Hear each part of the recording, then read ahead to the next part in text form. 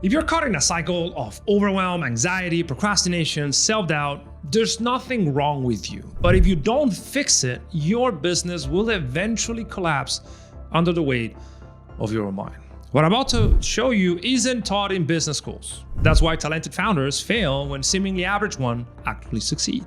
And I've worked one-on-one with over 330 founders at this point from every industry imaginable, and they all hit the same wall. Some hit it right at the start, at the beginning of the first venture. Others crash it after decades in entrepreneurship. And it happens when the mind gets overloaded with things to do and has no real way of actually doing it. The pattern is typically not having a clear vision of what the next thing should be, which leads to too many priorities, which leads to overwhelm. Overwhelm leads to trying to do a lot of things, performance typically drops, anxiety typically rises, which leads to poor results, which eventually leads to self-doubt and poor self-confidence, which deepens the overwhelm. And over time, this cycle of doom intensifies until people burn out.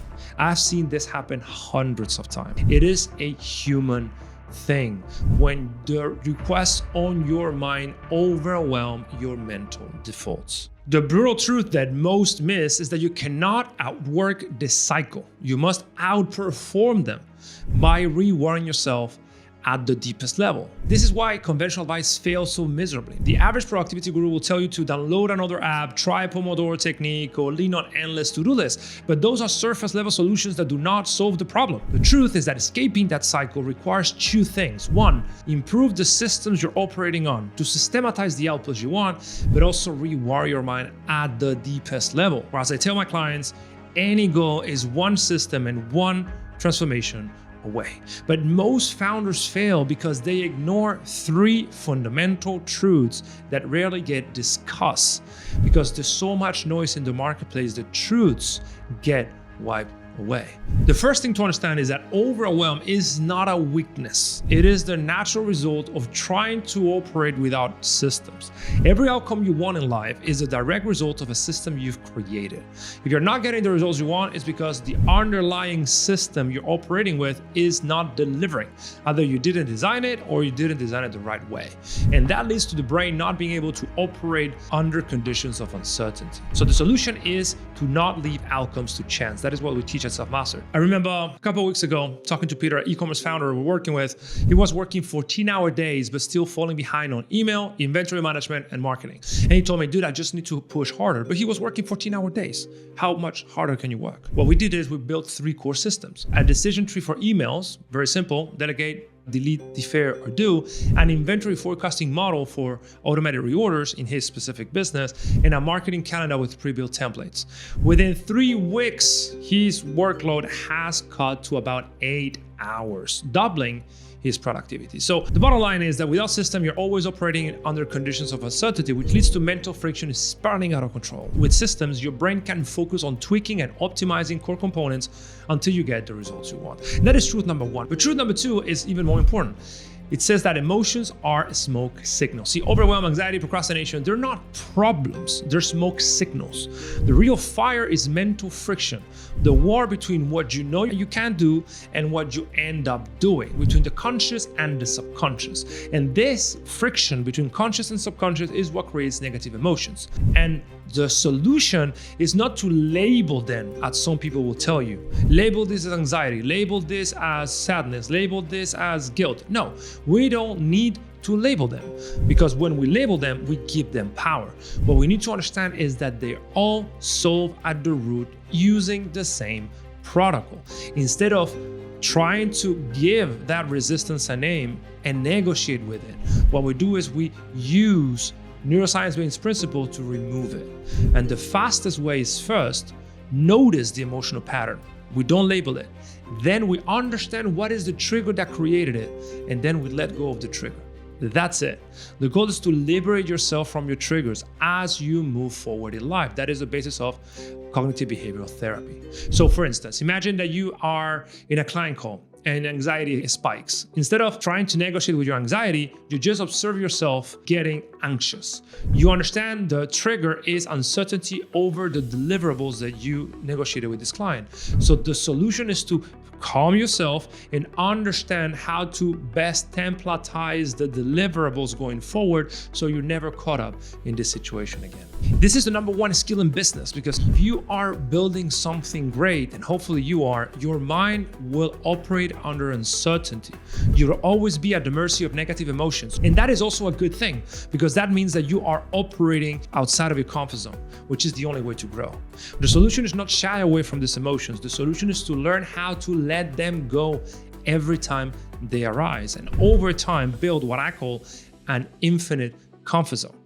The guys that you admire, the billionaires, the super elite performers, they feel fear just as you do. They procrastinate and doubt themselves just as you do, but they take microseconds to let them go. Instead of taking 2 to 3 days to get over themselves and actually do the thing they don't want to do, it takes them 2 to 3 seconds to realize that procrastination is happening, and they just have to let that go to do the thing. That is the core source of their power. And the third truth, and this is very important, is that stop believing in yourself and start believing in your ability to figure things out. See, you've been told 1,000 times you need to be motivated and you need to believe in yourself. I'm here to tell you that is irrelevant, because what you need is self-efficacy, is the mental ability to consistently trust your ability to figure your systems out. That's it. You don't need blind self-belief. You need to believe that you will figure it out. And that makes all the difference. I was recently working with another guy, let's call him Michael, doing about 20K a month, and he was unable to be consistent. If he had a good day, he would invest in Facebook ads. If he had a bad day, he would stop running ads and switch to content creation. If he was feeling desperate, he would slash prices. In essence, his results were all over the place because his systems changed with his emotions and he couldn't manage himself. So what we did, instead of blindly believing in himself, we rewired his mind to believe in his ability to create actual systems that would work for him and work those systems out until he got the result he wanted. And within about 60 days, he doubled his revenue to about 38K. Not because he believed in himself more, but because he was able to tweak the system. So if you're caught in this mental cycle of hell, the roadmap to escape is very simple. First, systematize your life and your business into simple, repeatable components. 2, break every single piece of work into the tiniest winnable piece. And then rewire your identity around self-efficacy and execution, not self-belief. If you do this, there's absolutely zero chance that you don't get what you want.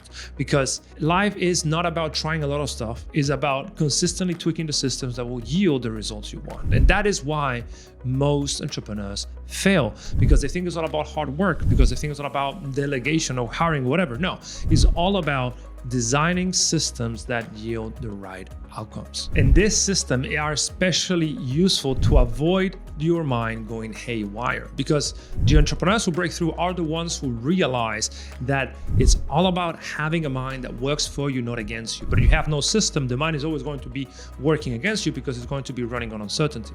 If your mind is chaotic, your business will be chaotic. If your mind runs on system and is predictable, your business will actually succeed. And this is exactly what we do at Selfmastered.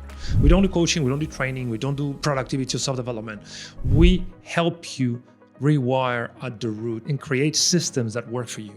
We train your amygdala to stay calm under pressure. We optimize your thinking side of the brain for making good decisions, and we strengthen your neural pathways to make execution automatic. The result is a brain that runs on systems, not stress, and a business that scales predictably, not chaotically. Think about where you are right now in your business journey. Are you caught in this mental cycle of hell? Do you feel the weight of overwhelm, anxiety, procrastination holding you back? If so, you're not alone. But more importantly, you're not broken. You just have an unwired mind, and most probably no good systems help you get what you want. If you really want to break through, book a decoding session with us, and we'll make sure that we get to the root cause of your current situation. Because if you don't escape this mental cycle soon, you will eventually burn out. It's not an if, it's a when.